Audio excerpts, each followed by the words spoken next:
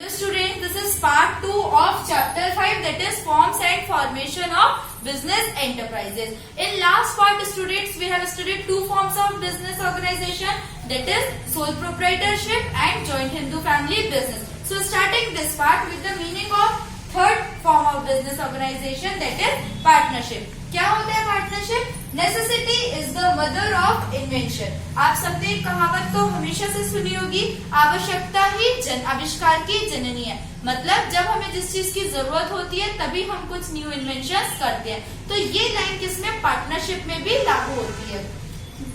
The limitations और drawbacks of sole proprietorship gave birth to partnership. Partnership का origin कैसे हुआ, कैसे पार्टनरशिप स्टार्ट हुआ? जितने भी लिमिटेशंस थे, मतलब कि डिसएडवांटेजेस और जितने भी ड्रॉबैक्स थे किसके? सोल ट्रेडरशिप के. तो उन सारी चीजों को रिमूव करने के लिए और जितनी और जो नीड्स थी उन सारी चीजों को फुलफिल करने के लिए पार्टनरशिप स्टार्ट हुआ. When two or more persons combine to establish and run a lawful business with a view to sharing capital, risk and liabilities. Partnership business क्या है स्टूडेंट्स? पार्टनरशिप बिजनेस वो फॉर्म ऑफ बिजनेस है जब दो या दो से ज्यादा लोग मिलके किसी भी एक न्यू बिजनेस को स्टैब्लिश करते हैं या तो उसको रन करते हैं. और कौन सा बिजनेस होता है? वो लॉफुल बिजनेस होता है. किस पॉइंट ऑफ व्यू से करते हैं कि वो अपने जितने भी उनकी कैपिटल्स हैं उनको शेयर करेंगे, जितने भी रिस्क फैक्टर आएंगे बिजनेस में उनको शेयर करेंगे, जितनी भी लायबिलिटीज आएंगी उनको शेयर करेंगे. कैसे? With joint control and supervision. सब लोग मिलकर उस पर कंट्रोल करेंगे और सब लोग मिलकर उस चीज को सुपरवाइज करेंगे. Is called partnership form of business. So what is partnership form of business? ये कब से स्टार्ट हुआ था? और सबसे बेसिक आप इसमें ये याद रखिएगा कि पार्टनरशिप कब से स्टार्ट हुआ था? मेनली ये रोम से स्टार्ट हुआ था. उसके बाद धीरे धीरे ये ऑल ओवर द वर्ल्ड में स्प्रेड हुआ था. तो पार्टनरशिप क्या है, ये कैसे स्टार्ट हुआ था? जितने भी ड्रॉबैक्स थे किस चीज के? सोल प्रोप्राइटरशिप के. तो उनकी वजह से किसका बर्थ हुआ? पार्टनरशिप का. जब दो या दो से ज्यादा लोग मिलके अपने कैपिटल, अपने स्किल्स, रिस्क, लायबिलिटीज इन सबको शेयर करते हैं साथ में और किसी बिजनेस को स्टैब्लिश करते हैं या ऑपरेट करते हैं, तो वो फॉर्म ऑफ बिजनेस क्या कहलाता है? Partnership business. Now definition of partnership. The first definition is according to Indian Partnership Act 1932. Partnership में कौन सा एक्ट लगता है स्टूडेंट्स? 1932. ये ऑब्जेक्टिव टाइप क्वेश्चन में भी आता है. So partnership is the relation between persons who have agreed to share the profits of business carried on by all or any of them acting for all. Partnership क्या है? Partnership relation है कुछ लोगों के बीच में जो लोग अपना बिजनेस स्टार्ट करते हैं और जिसमें क्या रहता है? वो अपने प्रॉफिट्स को शेयर करते हैं और या तो एक ही बंदा सबके लिए बिजनेस वर्क करता है या तो फिर सारे बंदे मिलके अपना बिजनेस रन करते हैं. According to Kimball and Kimball, a partnership firm is group of men who have joint capital or services for the enterprise. Kimball and Kimball के अकॉर्डिंग क्या है? पार्टनरशिप एक रिलेशनशिप है किसके बीच में? दो या दो से ज्यादा लोगों के बीच में. और we can say group of man, मतलब कुछ लोगों का जो ग्रुप है जो लोग क्या करते हैं? अपने कैपिटल और अपनी सर्विसेज को मिलके रन करते हैं. किस चीज के लिए? For the enterprise. Now characteristics, advantages and disadvantages of partnership. सबसे फर्स्ट कैरेक्टरिस्टिक क्या है? To or more persons. अभी हमने क्या देखा था कैरेक्टर उसमें पार्टनरशिप के डेफिनेशन में कि दो या दो से ज्यादा लोग होते हैं तब वो पार्टनरशिप फर्म कहलाती है. Next is agreement. पार्टनरशिप कैसे स्टार्ट होती है? एक एग्रीमेंट बेस्ड रिलेशनशिप होता है. तो next characteristic is an agreement based. Third is legal business. कोई भी पार्टनरशिप फर्म जो होती है वो हमेशा लीगल बिजनेस ही करती है. तो इसका जो नेक्स्ट कैरेक्टरिस्टिक क्या है? लीगल बिजनेस होना चाहिए, मतलब कि इलीगल नहीं होना चाहिए. Next is unlimited liability. इसके पहले वाले पार्ट्स में भी मैंने आपको बताया था क्या होता है अनलिमिटेड लायबिलिटी. एक बार फिर से यहाँ पे मैं इस चीज को रिपीट कर देती हूँ. जब कोई भी पार्टनरशिप फर्म या जो भी ग्रुप ऑफ पर्सन है अगर उनका बिजनेस लॉस की कंडीशन में आ रहा है और उन्होंने किसी से लायबिलिटी ली थी, अब वो उस लायबिलिटी को पे करने के लिए इनकेपेबल है. कौन? पूरे पार्टनर्स. तब उनको क्या करना पड़ता है? अपनी पर्सनल प्रॉपर्टी को सेल करके सामने वाले की लायबिलिटी पे करनी होती है. तो ये क्या कहलाती है? Unlimited liability. तो पार्टनरशिप की लायबिलिटी कैसी होती है? पार्टनर्स के लिए अनलिमिटेड होती है। Next is registration. कोई भी partnership firm without registration work नहीं कर सकती है। So these are the characteristics of partnership firm. Now what are the advantages? सबसे फर्स्ट एडवांटेज क्या है? Larger capital. सोल प्रोप्राइटरशिप में एक सिंगल पर्सन होने के कारण वहाँ पे जो कैपिटल का अमाउंट था वो बहुत ही कम था। यहाँ पे क्या हो रहा है? पार्टनरशिप फर्म में बहुत सारे लोग मिलके काम कर रहे हैं, तो उनका जो कैपिटल अमाउंट है वो भी ज्यादा है। Next is easy formation. Easily form हो जाते हैं पार्टनरशिप फर्म। सिर्फ हमें एक एग्रीमेंट करना रहता है, जिसको हम बिजनेस की लैंग्वेज में क्या बोलते हैं? Partnership deed. अभी हम इसको आगे डिटेल करेंगे वो क्या है। तो इजीली ये पार्टनरशिप डीड के थ्रू फॉर्म हो जाता है। Next is flexibility. क्या होता है? जितने भी कुछ भी डिसीजंस लेते हैं तो वो इजीली चेंज हो जाते हैं अपनी नीड के अकॉर्डिंग। सो इसमें फ्लेक्सिबिलिटी भी होती है। Next is better management. अब पार्टनरशिप फर्म क्या है? दो या दो से ज्यादा लोगों का एक ग्रुप है जो साथ में मिलकर बिजनेस को ऑपरेट करते हैं। तो इसमें क्या है? बहुत सारे लोग हैं तो सबकी अलग अलग स्किल्स भी होंगी। जरूरी नहीं है कि हर बंदा सेम हो, सबकी अलग अलग स्किल्स होने की वजह से बेटर मैनेजमेंट भी हो जाता है। Next is credit worthiness. Same वही चीज। अब बहुत सारे लोग हैं यहाँ पे, तो अगर कोई कंपनी दूसरी अगर हमें बैंक से लोन लेना है या किसी अदर पार्टी से भी हमें लोन लेना है, क्रेडिट फैसिलिटी लेनी है, तो वो भी हमें पैसा देने के लिए एक बार मतलब बहुत ही कम सोचने का टाइम मिलता है उनको। क्यों? क्योंकि उनको ये चीज पता रहती है कि अगर हम एक पार्टनर से नहीं ले पाए तो हम दूसरे पार्टनर से वो चीज रिसीव कर सकते हैं। लेकिन सोल ट्रेडरशिप में ऐसा नहीं रहता है। अगर एक ही बंदा है, अगर कुछ भी लॉस हो तो हम उससे कैसे पैसे लेंगे। Next is protection to minor. अब इसमें कौन कौन पार्टनर्स हो सकते हैं वो भी अभी हम आगे रीड करेंगे। माइनर कौन होते हैं स्टूडेंट्स? वो मैं आपको बता दे रही हूँ। अभी माइनर होते हैं जो 18 एज से कम होते हैं। जो 18 क्रॉस कर देते हैं तो उनको हम कौन बोलते हैं? क्या बोलते हैं? Major partner. तो माइनर भी पार्टनरशिप फर्म में पार्टनर्स हो सकते हैं। तो इसमें मेनली किसका प्रोटेक्शन रहता है? माइनर के इंटरेस्ट का रहता है कि उनको किसी भी तरीके से लॉस नहीं होना चाहिए। So these are the advantages of partnership firm. Next is disadvantages. अब हर कॉइन के दो पहलू होते हैं, एक हेड और एक टेल। ऐसे पार्टनरशिप के कुछ एडवांटेजेस हैं तो कुछ डिसएडवांटेजेस हैं। सबसे पहला क्या है? Delay in decision. अब बहुत सारे लोग हैं पार्टनरशिप फर्म में, तो जरूरी है क्या कि सबका कंसेंट सेम हो, सबकी थिंकिंग सेम हो? नहीं। अगर मान लीजिए 10 पार्टनर्स हैं जिसमें से 8 एग्री हो गए बट 2 नहीं हुआ, तो क्या होगा? उनको हमें कॉपरेट करने के लिए भी, उनको कन्विंस करने के लिए भी थोड़ा सा टाइम लगेगा। तो डिसीजंस लेने में बहुत प्रॉब्लम होती है, बहुत ही ज्यादा डिले हो जाता है। Next is interest not transferable. क्या होता है? पार्टनरशिप फर्म में जितना भी प्रॉफिट का अमाउंट मिलने वाला है तो वो किस में डिस्ट्रीब्यूट होता है? जो पार्टनर्स है। आप किसी भी थर्ड पार्टी को ट्रांसफर नहीं कर सकते हो आपका interest. Next is conflict among partner. कई बार डिसीजन सेम ना होने की वजह से, थिंकिंग मैच ना होने की वजह से उनके बीच में कॉन्फ्लिक्ट्स भी राइज हो जाते हैं कि नहीं ये चीज ऐसे नहीं, हमें इस तरीके से मैनेज करनी है। Next is possibility of loss. अब कॉन्फ्लिक्ट्स जैसे इंक्रीज हो गए और जैसे जैसे कॉन्फ्लिक्ट्स बढ़ते जाएंगे तो क्या होगा? पार्टनर्स के बीच का ट्रस्ट भी एक दूसरे के लिए खत्म होता चला जाएगा, एक दूसरे के राइट्स को छीनने लगेंगे। और चीज क्या होगी? हो सकता है वो अपनी सीक्रेसी किसी थर्ड पर्सन को बता दे, तो पॉसिबिलिटी ऑफ लॉस भी यहाँ पे इंक्रीज हो जाती है। Next is uncertain existence. अब अनसर्टेन एग्जिस्टेंस क्यों है? अगर कोई पार्टनरशिप फर्म इलीगल बिजनेस कर रही है तो कोर्ट उसको इलीगल क्लियर कर देगी। अगर कोई भी पार्टनर्स है वो इंसॉल्वेंट हो गए तो भी फर्म को डिसॉल्व होना पड़ जाएगा। तो अनसर्टेन एग्जिस्टेंस होती है कि वो फर्म कब तक चलेगी ये किसी को पता नहीं है, एक अनसर्टेनिटी है। So these are the disadvantages of partnership. Kinds of partnership and kinds of partner. Partnership firm दो टाइप्स के बेसिस में हम पढ़ रहे हैं, according to act 1932 and according to agreement. इन दो बेसिस में पार्टनरशिप डिवाइडेड है। अकॉर्डिंग टू एक्ट 1932 इनके बेसिस में दो टाइप्स की पार्टनरशिप होती है। कौन कौन सी? ऑर्डिनरी और जनरल पार्टनरशिप, और दूसरी कौन सी? Limited partnership. ये कौन सी पार्टनरशिप होती है? जनरल पार्टनरशिप मतलब कि जिसमें पार्टनर्स की लायबिलिटी जो रहती है। Kinds of partnership and kinds of partner. सो पार्टनरशिप फर्म किन किन बेसिस में डिवाइडेड है? दो बेसिस में, according to act 1932 and according to agreement. अब एक्ट के अकॉर्डिंग किन पार्ट्स में डिवाइडेड है? दो पार्ट्स। कौन कौन सी? ऑर्डिनरी और general partnership and the second one is limited partnership. General partnership कौन सी होती है? वो पार्टनरशिप जिनमें जो भी पार्टनर्स है उनकी लायबिलिटी जो होती है वो अनलिमिटेड होती है, जो मैंने आपको ऑलरेडी समझा दिया है। लिमिटेड पार्टनरशिप कौन सी होती है? वो पार्टनरशिप जिसमें पार्टनर्स की लायबिलिटी क्या होती है, लिमिटेड होती है उनके कैपिटल के according. Next is according to agreement. अब एग्रीमेंट बेसिस पे कितने टाइप्स की होती है partnership form?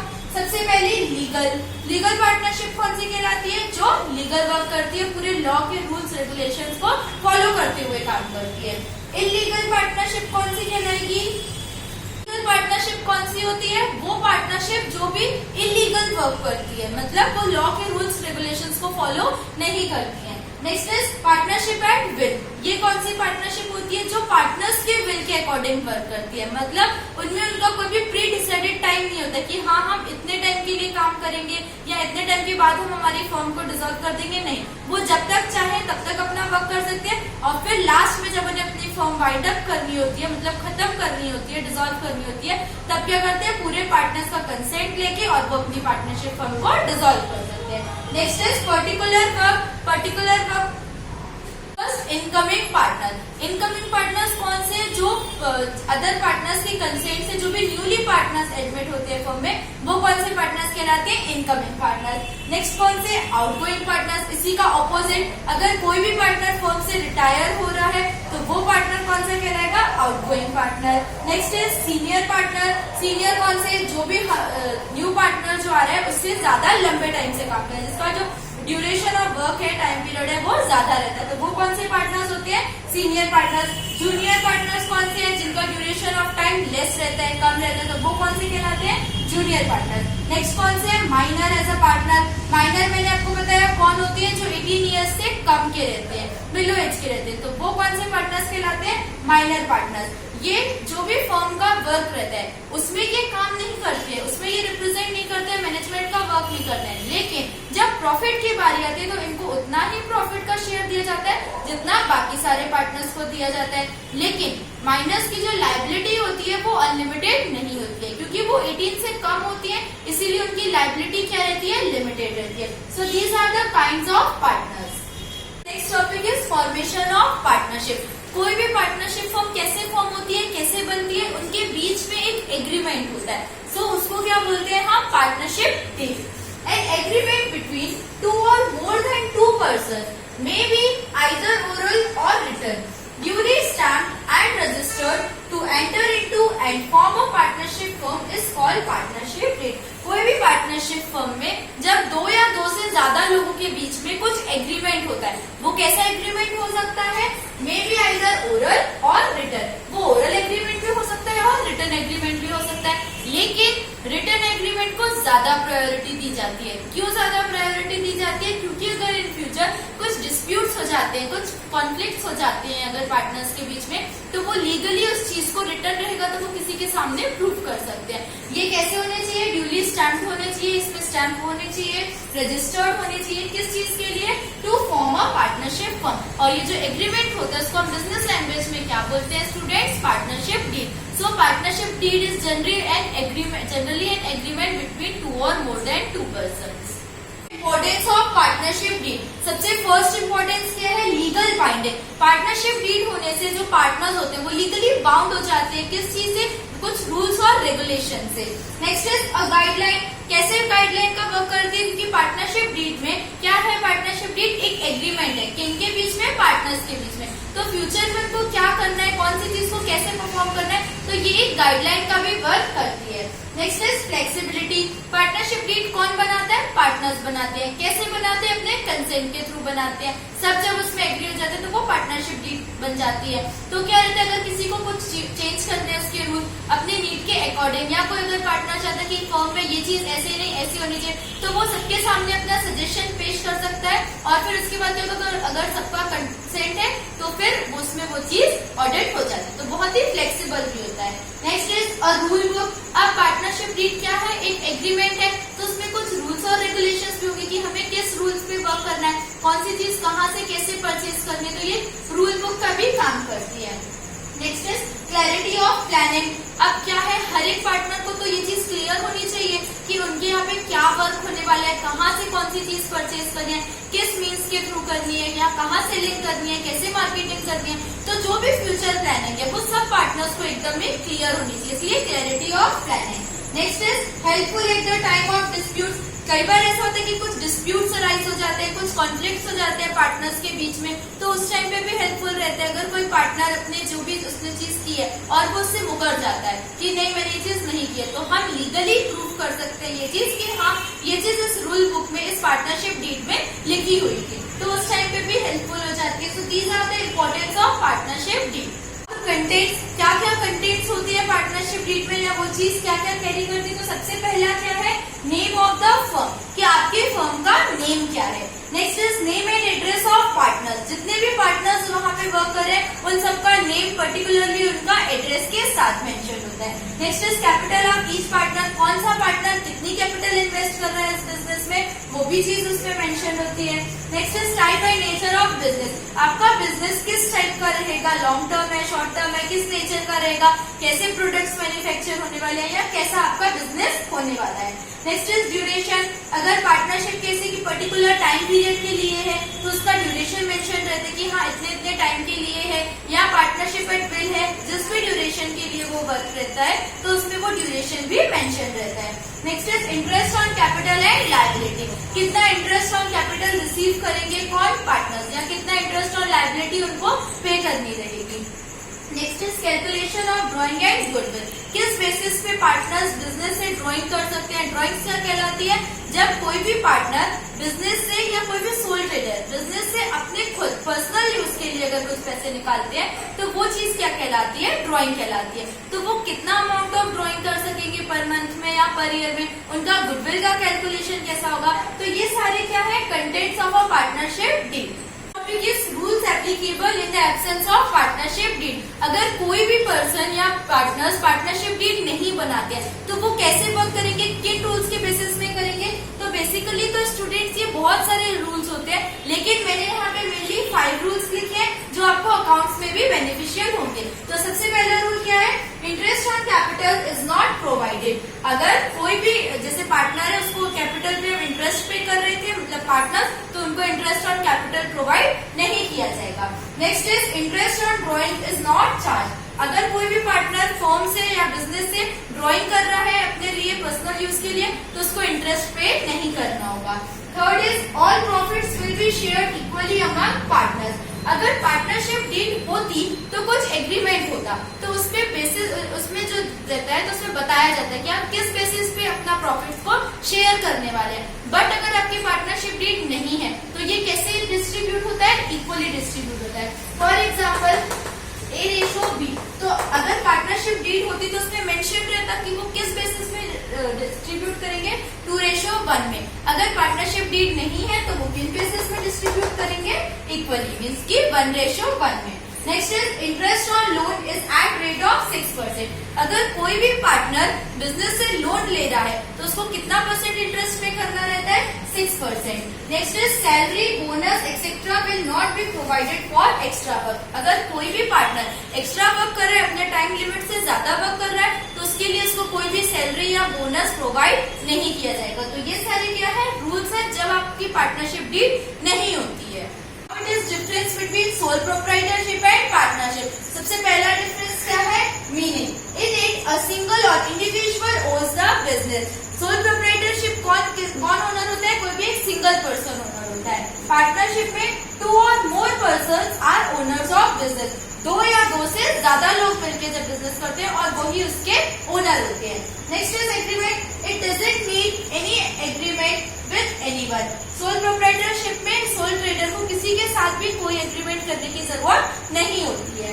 They need an agreement known as partnership deed, लेकिन पार्टनरशिप फॉर्म ऑफ बिजनेस में पार्टनर्स को एग्रीमेंट करने की जरूरत होती है और वो क्या कहलाती है, partnership deed. Next is capital, it has less amount of capital, sole proprietorship में एक सिंगल पर्सन है इसीलिए यहाँ पे हम ज्यादा कैपिटल इन्वेस्ट नहीं कर सकते, इसलिए यहाँ पे लेस अमाउंट होता है कैपिटल का। पार्टनरशिप में it had a huge amount of capital, partnership में बहुत सारे लोग मिलके काम करते हैं इसलिए यहाँ पे जो कैपिटल होता है वो भी ज्यादा क्वांटिटी में होता है।